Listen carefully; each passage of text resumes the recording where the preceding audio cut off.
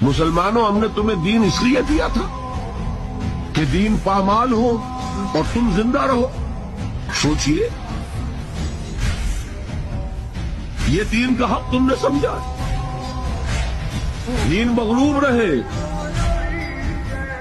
دین گرا ہوا ہو. میں نے حال ہی کے اشعار آپ کو سنائے تھے کہ پستی کا کوئی حد سے گزر نہ دیکھے، اسلام کا گر کر نہ ابھر نہ دیکھے.